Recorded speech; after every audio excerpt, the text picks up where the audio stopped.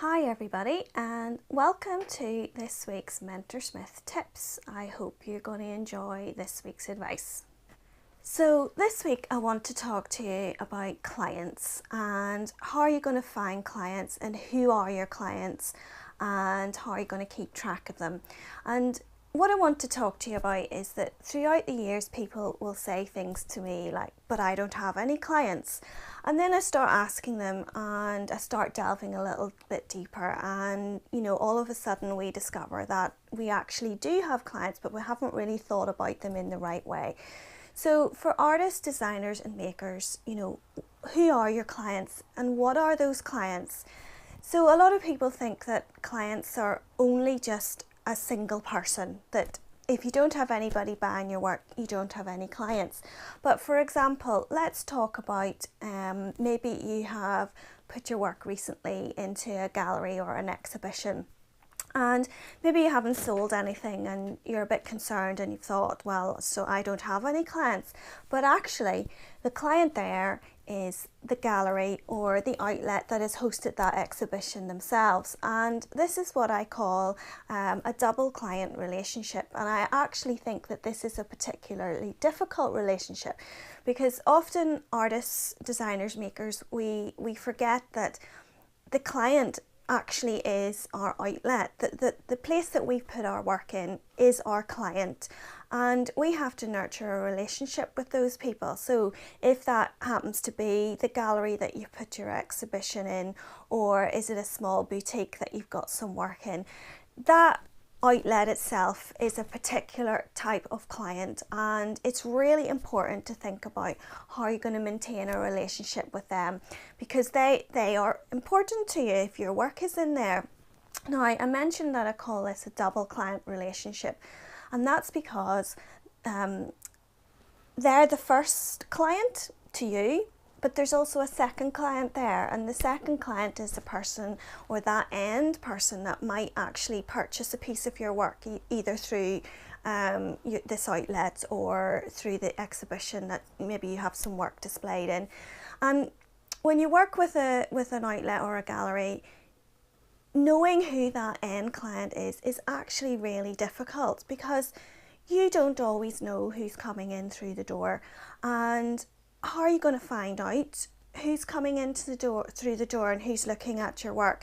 Now, in some cases, I know in some galleries that I've exhibited work at, they keep a little visitors book and they ask people to sign their names and their emails. And if possible, it would be great if you could get a copy of that at the end of your show, because those are the people that have come through the doors that have viewed your work, and therefore those are the people that have the potential to be an end client, someone who might be interested in buying something from you. Now, the problem with these people is that, like I said, your initial client is the gallery or the host of your show or your work, and that person coming in through the door, their trust and loyalty, so to speak, is with that outlet or gallery rather than with you individually as an artist maker. They will take the trust of the gallery on board rather than really deal direct with you because they're dealing with the gallery themselves. So those clients, those end clients, are actually that gallery and that outlet's client themselves. And so this is why I'm saying this is a double relationship, because you need to try and find out who your client is in both scenarios. So you're trying to find out and build a relationship with the outlet as one client because that's your main and first reference point. And then you have to try and find out who is buying your work through these outlets or galleries and who are those people and what are they interested in.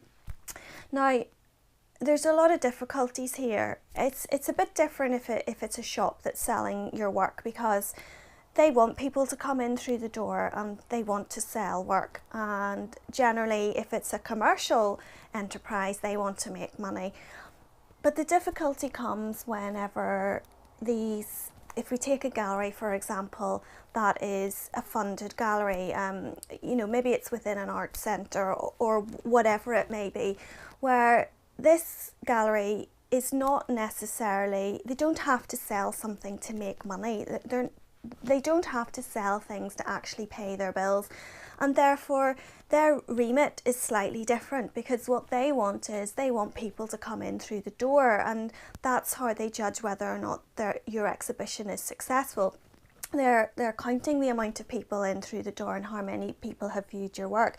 But generally speaking, they're not actually counting whether or not someone has purchased a piece from your exhibition or from the artist in question. And this is I think this is one of the most difficult ways for us as artists and designers, makers, to make money. But it's one of the established ways where we are expected to put our work into shows, because that's what's done, and that's what's, it is what is expected of us. And quite a lot of us, we want to have our work in exhibitions because we feel it will push our work out there. So what I'm telling you is that that's all very well, but many galleries and outlets, their push is not to sell your work. Their push is to get viewers in through the door, and so you've got to make a decision about whether or not you want to go down that path. Do you want to put your work therefore in an exhibition that's not going to sell anything? Well, maybe you do. Maybe part of your remit is there's particular shows you really want to be part of because you really feel that will help push your own agenda and your own name. But what I'm going to tell you is that's all fine. So choose your exhibitions carefully. If you've decided you've got 10 exhibitions lined up for the year, and each of those are in an outlet or gallery that is not going to push your work for sale, then that's a year you're probably going to be spending doing shows where you're not going to sell anything. But in your mind, you probably think you're going to sell something, but you may not. And therefore, that's a year where you're working for pretty much nothing. You're making all this beautiful content and you're putting this content into these shows, but you're unlikely to make any money from it.